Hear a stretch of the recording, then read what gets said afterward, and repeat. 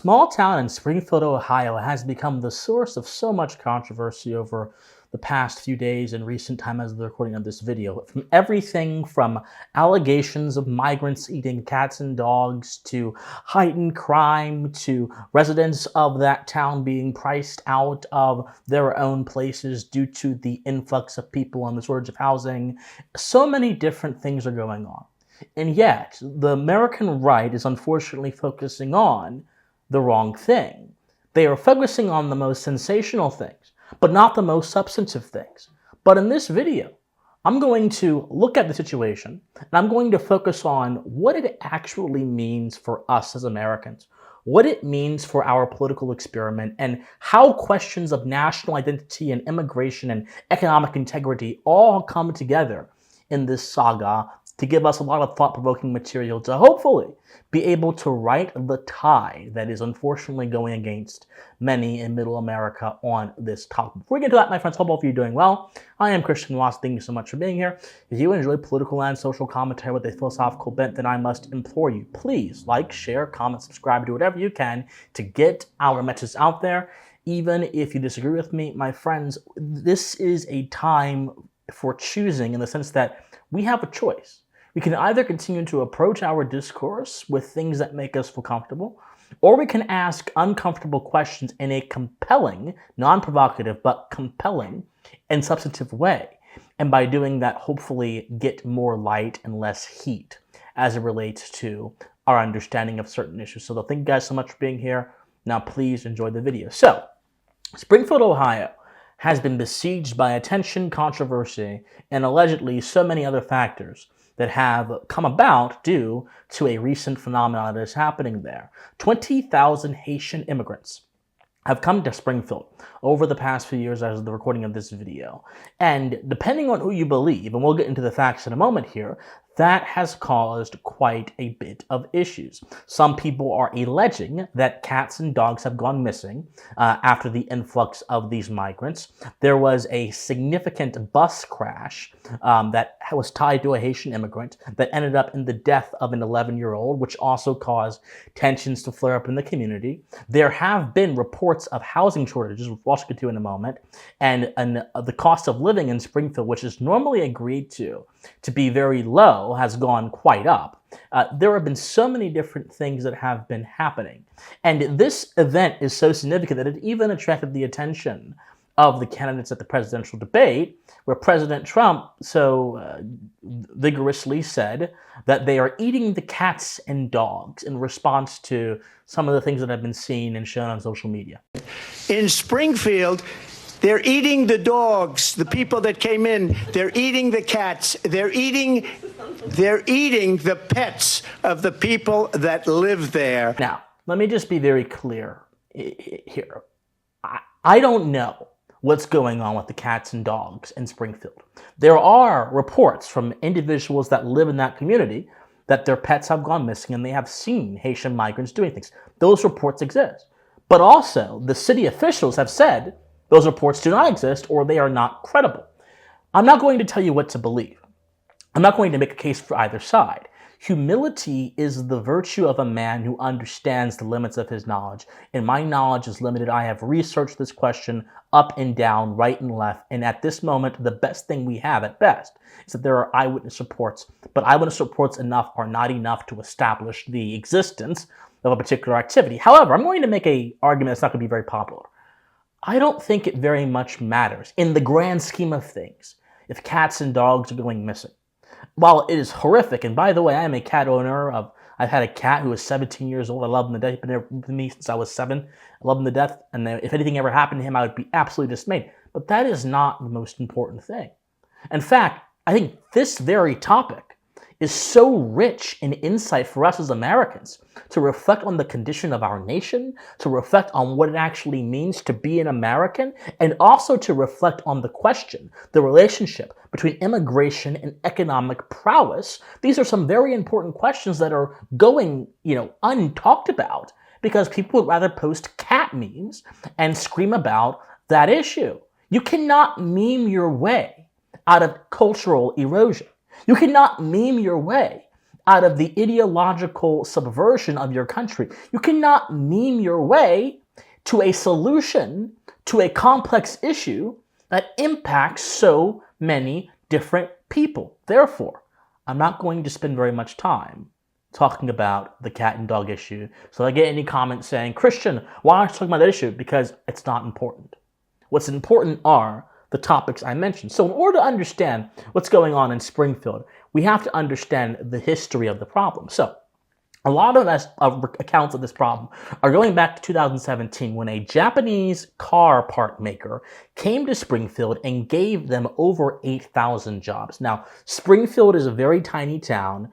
It had, the census had it at a population of between 20,000 to 40,000. It's not that big, but the fact that there was a manufacturing presence there for car parts gave it a burst of economic activity. And this prosperity, it is alleged, attracted Haitian migrants that were already in the country who saw an opportunity in Springfield to go and make money. Now, one of the bigger controversies surrounding this issue is the extension of temporary protected status for Haitian workers. That is one of the key things that actually embolden many of these Haitian workers to go to Springfield and stay there for as long as they have, and apparently bring forth some of the complications that city has addressed. We're going to address that temporary protected status idea in a second. So these migrants go there from Haiti and they settle in. And all of a sudden what happens is several things begin to occur that are troublesome.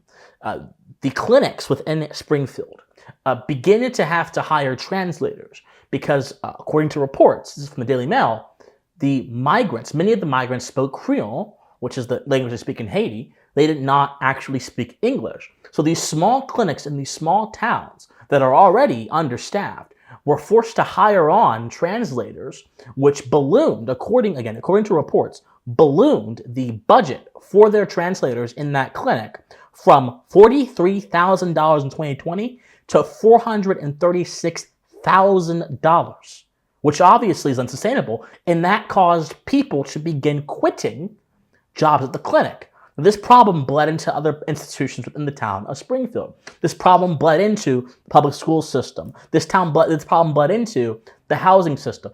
And this general sense of overwhelming the institutions of that town became quite prevalent. And the most perhaps grievous manifestation of this overwhelming came in the form of the housing crisis. Indeed, it is well known, and has been known for many months, that Springfield, Ohio, has a massive housing crisis. In fact, the housing crisis got so bad due to the influx of migrants that, according to a report from Mid-Michigan Now, the city manager of Springfield, Brian Heck, sent an urgent letter requesting federal aid from Tim Scott and Sherrod Brown, Senators Tim Scott and Sherrod Brown. Despite the city's ongoing advancements in housing projects, the sheer number of migrants arriving and residing in the area has strained resources to the limits. It got so bad, the city had to beg the federal government for money because their residents were being forced out of the town, the houses they lived in. The rents were going up to $2,000 and $3,000 in this small town, which no one can afford. The immigrants were getting the biggest piece of the pie, and this caused a lot of problems. This caused a lot of tensions. So one of the biggest issues that are present in this particular situation is the issue of national identity. And there are two minds on this issue. The idea that America, the national identity, and American national identity is either based on ideas and values more generally, or it is situated upon a set of traditions and history that is uniquely American. Well, some people would argue that the implication of the first idea is that if America is just based on these floating ideas and values, that means as many migrants, as many workers can just come in as they would like, and they can settle as they like with no actual mind towards how the people in the towns would be affected by their presence, because America is an idea. Well, the people of the other mind would say, no, America is a specific people, and since America is a specific people, that then therefore means that those specific people should have deference when it comes to particular policies. Now, there's flaws with both of these mindsets, though I would tell you my own. I believe both of these positions are actually corollaries of the other. Traditions don't exist in a vacuum. A people, a history, does not exist in a vacuum. Moral traditions require a rational people who have a rich understanding of first principles for them to be sustained. For this reason, I fundamentally believe that America's national traditions are ultimately rooted in worldview Americanism and not merely the legal fact of citizenship or the genealogical fact of residence in a particular area. But the question that follows this discussion about national identity in reference to what's going on in Springfield is not comfortable. In fact, it's actually quite provocative. And I'm not intending it to be provocative, but it's a question that must be asked. The question is this: do the 20,000 Haitian migrants who entered Ohio possess worldview Americanism? And if not, is their presence corrosive to civil society? Or is it a purely neutral force that is bringing forth economic advantage for the town of Springfield? Because many people are arguing that migrant workers in general, as a category, as a class, bring forth economic prosperity. Therefore, their presence in the country is a net positive at best, or at worst, it is a net neutral. Now, firstly, we must make something incredibly clear. While it is generally true that migrant workers in particular industries, especially in the tech industry, can buttress the success of particular institutions, it is not always true that having migrant workers will necessarily benefit the local economies of the areas they are in. Springfield is actually an example of this. Springfield, Ohio's success, by the New York Times' own admission, has absolutely nothing to do with the fact that Haitian migrants came there. Springfield, Ohio was already booming economically, which then therefore attracted a bunch of migrant workers to go to Springfield, Ohio. The economic prowess of Springfield was already there, and the Haitian workers benefited from it, at least for a short period of time. They are the benefactors of the American economy. They're not its primary cause, the primary mover. But this fact is ultimately secondary to my question about worldview Americanism. The simple truth is that considerations of national identity and economic integrity and prosperity cannot be separated. It is oftentimes said that America is treated as an economic zone that is faceless and has no character. And this notion poses America as a country against the backdrop of having to decide between preserving national identity or being economically prosperous. I have a secret for you. Being economically prosperous and preserving national identity are not two separate prospects. They are not mutually exclusive. In fact, they are one and the same. And anyone with an elementary understanding of economics will immediately grasp what I'm trying to say. Those of you who do not agree, I will explain my case to you. Economics is a social science. In fact, economics is the only legitimate social science based on empiricism, based on reason, and based on observation. Every other social science is based on in opinions and perceptions and sentiment, all of which are important, but ultimately are unintelligible if we do not have a proper understanding of the facts at hand. Sociology generally de-emphasizes facts and emphasizes personal feelings. Economics says no, the facts of social interaction actually lead to value creation, and that actually leads to XYZ outcome. Comparative, absolute advantage, and so on and so forth, are actually reflective of this principle. And so if economics recognizes that human desire is fleeting and malleable by a variety of factors and then uses that observation, that fact, to measure productivity and buying habits and creative potential and value exchange, then that must mean that a good society will be inherently linked to a sound economic system.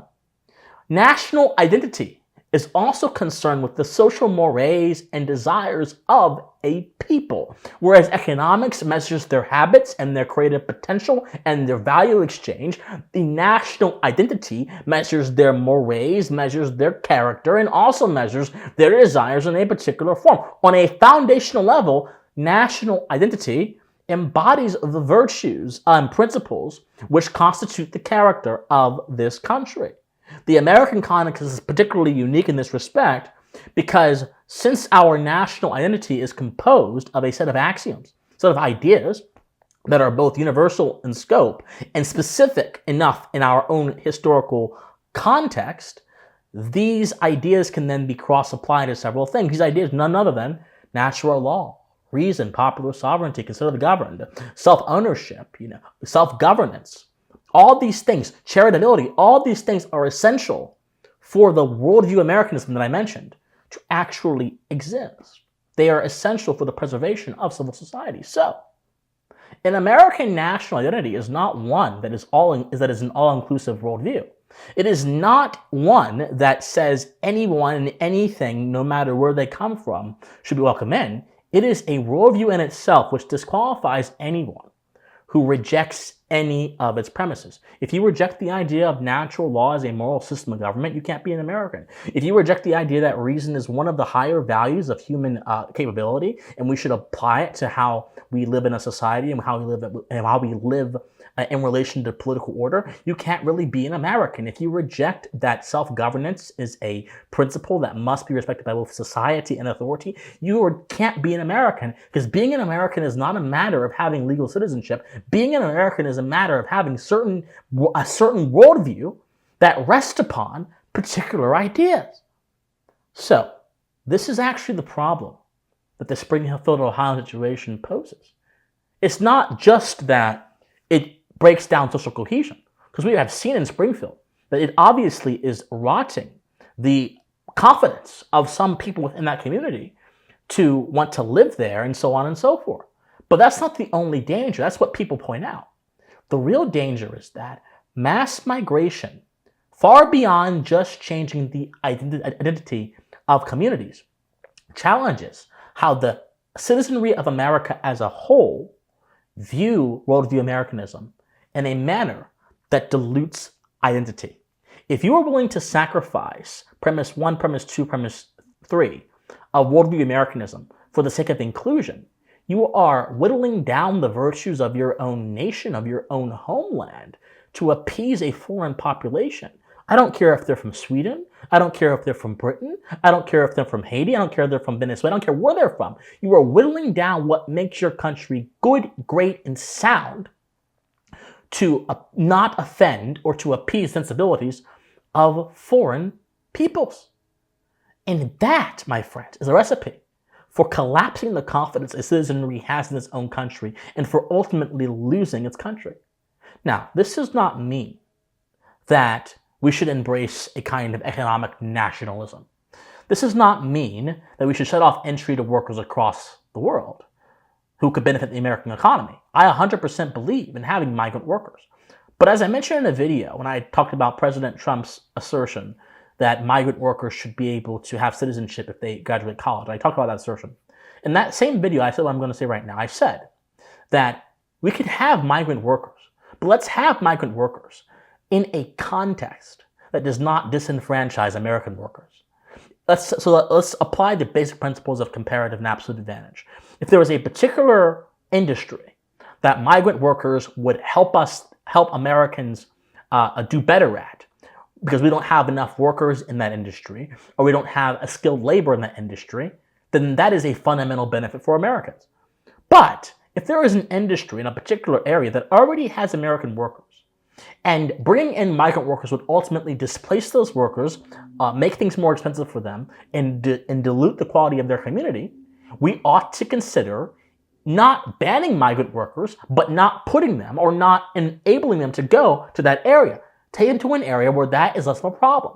Trade-offs are, unfortunately, the language of reality. There's no perfect situation here. But what we can at least do, if we're going to set some kind of policy, is not set policy that will ultimately hurt Americans and dilute their understanding of their country. The Biden administration was foolish for extending temporary protected status to all of those migrants without considering how that designation would impact communities. It really isn't even the migrants' fault, actually. It really isn't even the fault of the migrants who do have skills, who are here legally, that wish to work. It's not their fault. It is the fault of a system that refuses to take into account its duty, first and foremost, to the American people. And it is the fault of a system that refuses to operate on the premises of worldview Americanism and instead treats America as some sandbox to be rearranged and played with at their own pleasure. It is true that America is a place, and it is true that we're not just an economic zone, but it is ultimately true that America is both a place, it is an idea, and it is the greatest engine of creative potential known to the Western world over the past 290 years. And in order to preserve that, you must have wise policy that does not hurt your citizens. But we're seeing the lack of that. And that ultimately is the root of what is happening in Springfield, Ohio. So, economic boons are oftentimes diluted by political interventions. When towns themselves are left to decide how to structure the local economy with no intervention from the federal government, they are able to plan accordingly. The biggest complaint of the city managers of Springfield, of people in Springfield, is that they could not plan accordingly because the federal government acted in a manner that was not conducive to their interest. That was a mistake. It was a criminal mistake, I should probably say. So, they should be left to plan accordingly. And when they're left to plan accordingly, the likelihood of chaotic results like this happening are averted. But the wisdom of the managerial class is often at odds with the needs of the people, with the demands of localism. In other words, this is also not just a problem of national identity, of economic integrity, or worldview Americanism. This is also fundamentally a problem of managerialism versus localism, managerialism versus subsidiarity. What's happening in Springfield is a fundamental tension at the heart of the American experiment. No one should be permitted into the country who does not induce worldview Americanism. And no economic decision should be made without also considering worldview Americanism. And no economic decision, regardless of how political wisdom says it is, should be mandated by any political authority. What's happening in Springfield is a combination, as I mentioned, of moral ignorance, of philosophical ignorance, and of political hubris. It need not be the fate of America. And it need not result in us hating migrant workers, nor does it need to result in us uncritically accepting every migrant worker that comes our way. We must understand the complexities of reality and treat them as such, because a political policy that is disjointed from reality cannot produce anything but chaos, my friends. What's happening in Springfield hurts my heart. But it is a predictable result of a runaway system that is unmoored to any kind of first principles grounding and just goes with the wind. So, it is in my opinion that as a citizen we need to assert our understanding of these issues. And as we do that, we need to then make it very clear that there are standards we have for how our politicians need to govern. There are standards we have for how certain decisions should be made. And there are ideas that must be taken into account when those decisions are made. If we can assert those things and make them the norm of political power, the norm of the assertion of political power, then perhaps we can avoid such situations. But until we as a citizenry are assertive, as we are meant to be in a republic, nothing will change, and things may very well get worse. It is up to us ultimately. My friends, like, share, comment, subscribe, do whatever you can to get our message out there. I love you guys so much. Thank you so much for supporting me. Study history, my friends. Study philosophy. Remain morally convicted, and please stay pensive. Bye, guys.